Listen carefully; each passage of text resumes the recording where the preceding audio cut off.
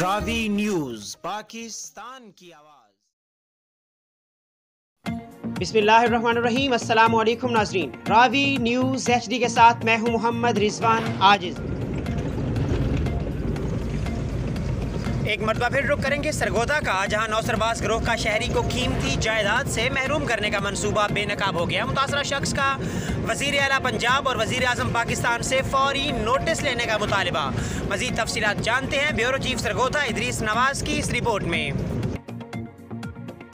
سرگودا میں نوسرباز گروہ کا انچارج محافظ خانہ کے ساتھ مل کر شہری کو 75.5 لاکھ روپے کی مالیت سے خریدی گئی جائیداد سے محروم کرنے کے منصوبہ کا انکشاف۔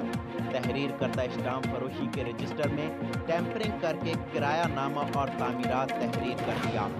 بلاک نمبر 13 کے رہائشی نواب علی نے بتایا کہ میں نے شوکت نامی شخص سے 75.5 لاکھ روپے میں 2 کمرشل دکانیں خرید کی، جن کے شوکت علی سے باقاعدہ اسٹامپ بھی تحریر کروائے۔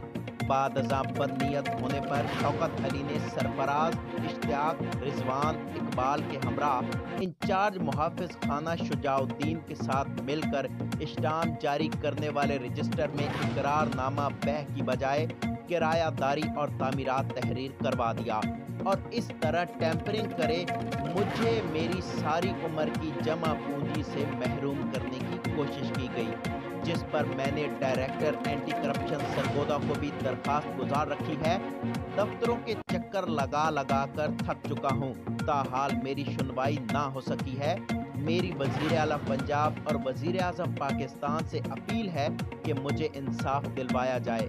کیمرہ ٹیم کے ساتھ ادریس نواز، سرگودا۔